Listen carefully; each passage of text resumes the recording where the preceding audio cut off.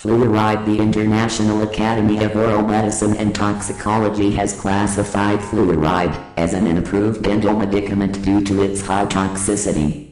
Fluoride was found to be unequivocal carcinogen by the National Cancer Institute Toxicological Program 1 Home and Chronology of Fluoridation by Valvalerian material added on November 3, 1997, c. 1996, 1997 Leading Edge Research Group. All rights reserved. P.O. Box 7530, Yonge, Washington 98597 http://worldwideweb.truefax.org Email, truefax@truefax.org Fluoridation is not a communist plot, it is an attempt by industry to camouflage their deadliest pollutant, with government officials and Madison Avenue advertisers beating the drums. The fluoridation empire is like a castle built on quicksand.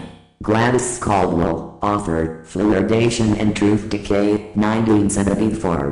1855 Smelters in Freiburg, Germany first paid damages to neighbors injured by fluoride emissions. C. 1893. 1893 The smelters in Freiburg, Germany paid out 80,000 marks in damages for fluorine contamination injuries and 644,000 marks for permanent relief. C. 1855, 1900, 1907. 1900 The existence of the smelting industry in Germany and Great Britain is threatened by successful lawsuits for fluorine damage and by burdensome laws and regulations. 1907 The smelters in Freiburg, Germany, c. 1893, are identified as the cause of crippling cattle in the area since 1877, and fluorides are identified as the culprit. 1916 The first evidence of brown mottling of teeth is reported in the United States, and would be eventually found to be caused by fluorides in water. 1922 Aluminum production, along with production of toxic byproduct sodium fluoride, increases. Aluminum cookware is mass introduced in the U.S., beginning the gradual accumulation of aluminum in the brains of Americans. Additional aluminum is injected into society in antacids and toothpaste tubes, which aggravate the action of toxic fluorides.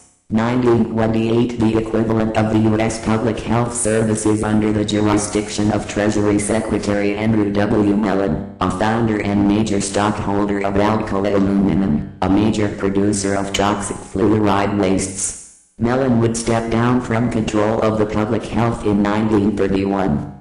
1928 Edward L. Bernays, nephew to Sigmund Freud, writes the book Propaganda, in which he explains the structure of the mechanism which controls the public mind, and how it is manipulated by those who wish to create public acceptance for a particular idea or commodity. Says Bernays, those who manipulate this unseen mechanism of society constitute an invisible government which is the true ruling power of our country. Our minds are molded, our tastes are formed, largely by men we have never heard of. Bernays represents another connection to Germany and would be essential in the fluoride campaign in the United States. Wrote Bernays, if you can influence group leaders, either with or without their conscious cooperation, you automatically influence the group which they sway. See Bernays, 1947, and the fluoride campaign. 1930 Kettering Laboratory is founded from gifts from Ethel Corporation, General Electric and DuPont, all who have interlocking relationships with IG Farben in Germany, to investigate chemical hazards in American industrial operations under contract, with provision that research shall not be released to the public without the consent of the contracting company. During the mid-20th century, Kettering dominated the medical literature on the toxicology of fluorides, but information was not released into the public domain. 1931 A considerable portion of Kettering Laboratories' facilities are dedicated to the study of fluorides. Under contract, the studies are not releasable to the public. See also 1939, Mellon Institute. 1931 Three independent groups of scientists determined that fluoride in the water is the cause of dental mottling. Research teams from Alcoa Aluminum who have fluorides as a hazardous byproduct of aluminum manufacture, and the University of Arizona. Also shown by North African investigators and others. Dr. Gerald Cox of the Mellon Institute, owners of Alcoa, would later solve the expensive disposal problem with toxic fluorides by convincing others that it could be dumped in the public water supply as a preventative for tooth decay. 1931. Under an agreement with IG Farben, Alcoa accepts a restriction on the production of magnesium in the U.S., hampering the war effort, while Germany itself stepped up production. Most of the U.S. production was shipped out of the country to Germany. 1931. Public Health Service dentist H. Tremblay Dean is dispatched by Alcoa founder Andrew Mellon to certain remote towns in the western U.S. where water wells have a naturally high concentration of calcium fluorides.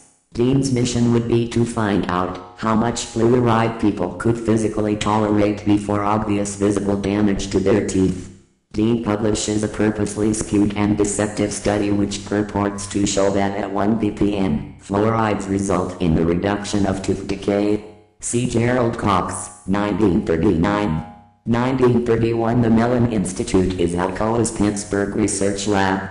1931. From 1931 to 1939, the U.S. Public Health Service seeks to remove fluorides from water supplies because of endemic model teeth. Alcoa's fluoride proposals have not been bought into by the public or government yet. 1931. IG Farben and Alcoa Aluminum sign halted agreement pooling patents, which would continue through 1939 and beyond. IG Farben complex begins large contributions to fund Nazi cause. 1933. A study is published in which it is shown that fluorides inhibit the action relative to lipase on ethyl acetate in vivo 50% at a concentration of 1 part in 15 million. McClure, F.J., A Review of Fluorine and Its Physiological Effects, Physiological Review, 13, 295-297, July 1933. 1933. According to a study by Freeney in 1994, 71, in 1933 and again in 1984 that fluorides produce cumulative generational effects on biological organisms. 1937. U.S. Public Health Service publishes material indicating that fluoride concentrations in many U.S. cities vary between 0.6 ppm to 8.0 ppm. A concentration of 0.9 ppm means that over 10% of children have mottled teeth and tooth deformities. 1937. A clinical hygienic study by K. Rodholm in 1937, Fluoride Intoxication, published by H. K. Lewis, London. Rodholm is convinced that fluorides cross the placental barrier into the fetus. 70. This realization is echoed in 1951 by an MD and chemist from the University of Oregon Medical School. 1938. Dr. Wallace Armstrong and P.J. Brekhus at the University of Minnesota Department of Biochemistry publish a study in which they claim that the enamel of sound teeth had a significantly greater fluoride content than the enamel of teeth with cavities. Armstrong was to admit that these results were false. In a follow-up study in 1963, Dr. Armstrong found no difference in the fluoride contents of the enamel of sound or decayed teeth. 1938. The University of Mexico Bulletin, August 1, 1938, in an article entitled Menace of Fluorine to Health, states solutions of sodium fluoride with a fluoride content as low as 1 part in 15 million may inhibit the action of the lipase, pancreatic juice, as much as 50%. 1939. The Alcoa Company, the world's largest producer of sodium fluoride, transfers its technology under the ALTIT agreement to Germany.